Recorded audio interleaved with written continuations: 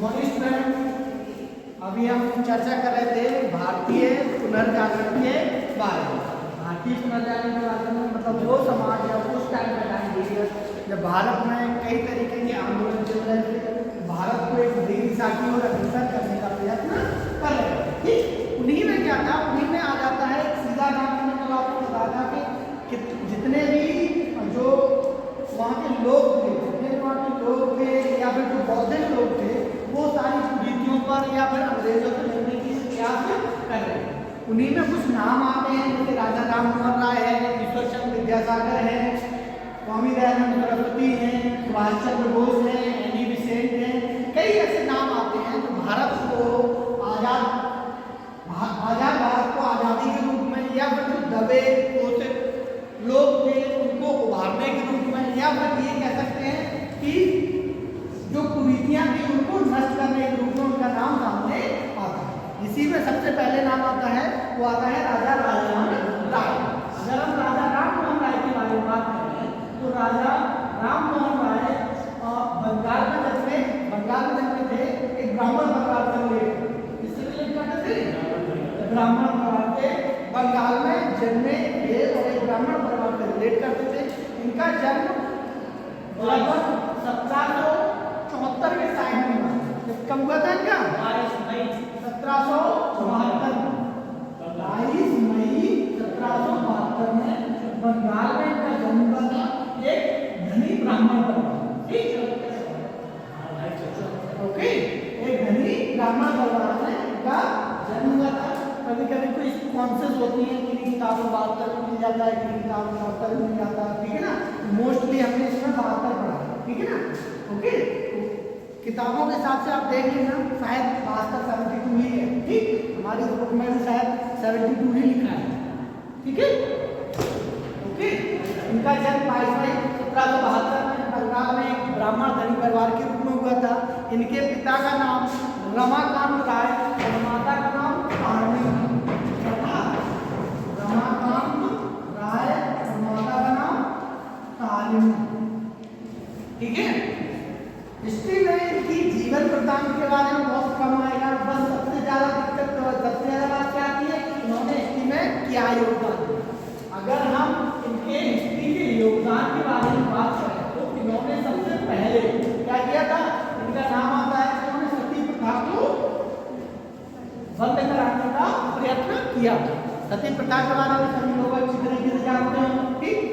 सती प्रथा को उन्होंने बंद कराने का प्रयत्न किया क्योंकि ये यहाँ पर जन्मे थे। एक घटना हुई थी इनके साथ और वो घटना ये हुई थी कि सती प्रथा में इनके भाई थे, इनके परिवार में इन्होंने एक लोग को सती होते हुए देखा।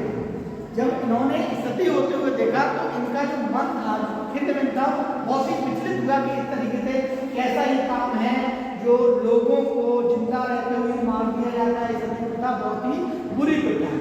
उन्होंने इसके लिए प्रयत्न किया और सती प्रथा को जब उस समय जो गवर्नर थे विलियम बेंटिक, उनके साथ मिलकर इस बेकार प्रथा को 1829 में 1829 में 17वें कानून द्वारा इसे बंगाल में अवैध घोषित कर दिया। बंगाल में अवैध घोषित करवा दिया सर विलियम बेंटिक और इनके सामूहिक प्रयत्न, ठीक है।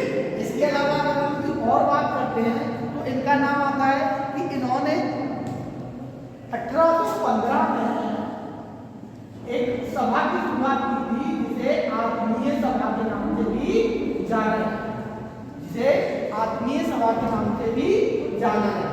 क्योंकि राजा राममोहन राय को भारत का पहला समाज सुधारक कहा जाता है या फिर पहला, ये जो थे पहले नाम थे इसलिए इनको पहला समाज सुधारक कहा जाता है भारतीय समाज। और वैसे अगर इनका नाम देखा जाए तो क्या है, राज राममोहन, लेकिन इनके आगे राजा की उपाधि भी जुड़ती है। तो इनको राजा की उपाधि भी थी, वो एक सम्राट हुआ करते थे अकबर द्वितीय। क्या नाम था उनका? अकबर द्वितीय, ठीक। राजा को अकबर द्वितीय जो राजा थे उन्होंने उनको राजा की का जब ये ब्रिटिश जा रहे थे, ब्रिटिश इन्होंने अपनी शिक्षा जो है वो कुछ शिक्षा ब्रिटिश में भी प्राप्त की है। जब ये ब्रिटिश जा रहे थे अंग्रेज शिक्षा प्राप्त करने के लिए, तब इनको किसकी उपाधि दी गई थी? राजा की उपाधि दी गई थी। और इन्हीं को भारतीय पुनर्जागरण का या आधुनिक भारत का जनक भी कहा जाता है। क्या कहा जाता है? आधुनिक भारत का जनक या पुनर्जागरण का जनक भी कहा जाता है। ठीक,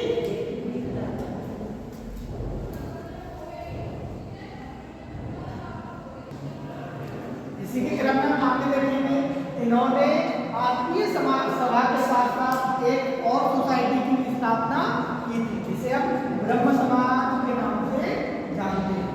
इसके नाम से जानते थे ब्रह्म सभा। ब्रह्म सभा की इन्होंने शुरुआत की थी 1828 में, और यही ब्रह्म सभा आगे चलकर ब्रह्म समाज के रूप में स्थापित हुआ। लगभग 1830 ब्रह्म सभा को ब्रह्म समाज कहा जाने लगा, और 2 साल के पीरियड के टाइम। ठीक है, इन्होंने कुछ किताबें भी लिखी समाज के रूप में, और केवल सती प्रथा ही नहीं, इन्होंने छुआछूत, बाल विवाह, गौ विवाह करके अपनी कड़ी प्रतिक्रियाएं दी। ठीक, और इन्होंने कई किताबें भी लिखी जिनमें इन सारी चीज़ों की जानकारी भी मिलती है। जैसे इनकी अगर किताबों की बात की जाए तो उनकी कुछ कृतियाँ हैं, appeal to the Christian public और the precepts of Jesus the gods of peace and happiness. 2-3 की कृतियाँ हैं जिन्होंने इन्होंने लिखकर लोगों को कुरीतियों और ऐसी व्यवस्थाओं या दुर्व्यवस्थाओं से दूर रहकर बहुत सारी चीज़ों को समाज सुधारने का काम किया। इसलिए इनको आधुनिक भारत का जन्मदाता या आधुनिक भारत का जनक भी कहा जाता है।